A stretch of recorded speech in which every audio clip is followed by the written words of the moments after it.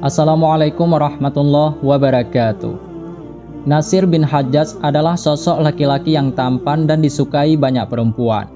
Dia hidup di Madinah pada masa pemerintahan Umar bin Khattab.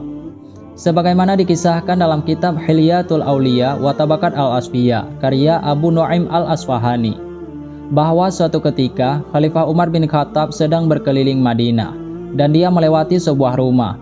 Dari dalam rumah tersebut terdengar seorang perempuan bersyair, "Adakah jalan memperoleh khamar untuk kutenggak, ataukah jalan bertemu dengan Nasir bin Hajjaj? Lihatlah sihir yang mengalir pada tatapan-tatapannya, dan lihatlah mata hitamnya yang berkedip tenang.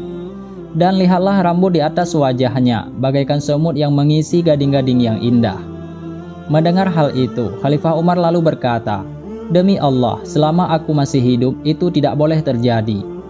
Hingga akhirnya pada pagi harinya Khalifah Umar mengutus orang untuk menemui orang yang bernama Nasir bin Hajjaj. Setelah utusan Khalifah Umar bertemu dengan Nasir, Nasir pun dibawa untuk bertemu dengan Umar bin Khattab. Khalifah Umar yang baru bertemu pertama kali dengannya memandangnya dan benar bahwa Nasir adalah sosok pemuda yang menakjubkan. Ketampannya mempesona dan rambutnya indah seperti syair yang diucapkan oleh seorang perempuan pada malam itu. Khalifah Umar akhirnya menyuruh untuk mengunduli Nasir.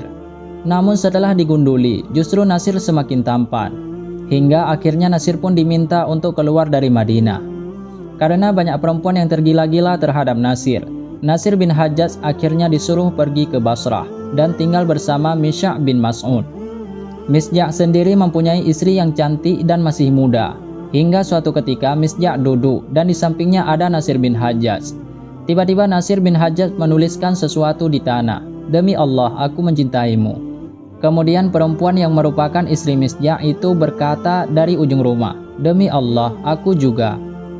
Misya' lalu bertanya kepada sang istri, "Apa yang dikatakan Nasir kepadamu?" Dia menjawab, "Alangkah bersihnya benih kalian." Misya' kembali bertanya, "Alangkah bersihnya benih kalian, aku tidak paham." Misya' kembali berkata, "Aku memintamu dengan sungguh-sungguh, beritahukan kepadaku." Lalu sang istri berkata, "Jika kamu benar-benar ingin tahu," laki-laki ini berkata, "Alangkah indahnya perabotan rumah kalian." Misya' kembali berkata, "Apakah bagusnya perabotan rumah kalian?" "Demi Allah, aku kurang paham." Kemudian Misya' lalu menunduk dan menemukan sebuah tulisan. Karena Misya' tidak bisa membaca, dia lalu berkata, "Panggilkanlah orang perpustakaan." Ketika orang dari perpustakaan datang, Misya' kemudian berkata, "Bacalah tulisan ini."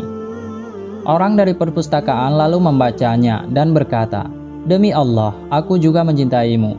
Misya' lalu berkata, "Demi Allah, sekarang aku paham." Kemudian dia berkata kepada istrinya, "Sekarang jalanilah iddah." Dia juga berkata kepada Nasir, "Nikahilah dia jika kamu mau, wahai anak saudaraku."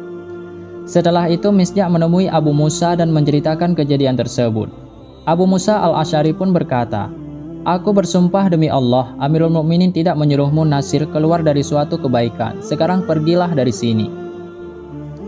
Akhirnya dengan perasaan malu, Nasir memutuskan meninggalkan rumah keluarga tersebut. Dia hidup sendirian di sebuah gubuk kecil dan terpencil. Namun perasaan cintanya pada istri Misya' tak mampu dihapus. Dia pun menderita karenanya, hidup merana karena cinta. Cinta kepada seseorang yang tidak bisa dimiliki karena sang perempuan sudah memiliki pasangan. Nasir pun akhirnya pergi lagi ke Persia, yang saat itu dipimpin oleh Utsman bin Abu At-Taqafi. Saat di Persia, dia bertemu dengan seorang perempuan bangsawan. Lalu perempuan itu menyukainya dan mengirimkan utusan untuk menemuinya. Ketika berita itu sampai di Utsman bin As, Utsman pun menyuruh utusan untuk menemui Nasir dan berkata, "Amirul Mukminin dan Abu Musa tidak menyuruhmu keluar dengan meninggalkan kebaikan. Sekarang pergilah dari sini." Ternyata di Persia, Nasir pun masih digandrungi banyak wanita. Kemudian Nasir pun berkata, "Demi Allah, seandainya kalian melakukan hal ini, aku akan bergabung dengan umat yang musyrik." Utsman lalu menulis surat kepada Abu Musa.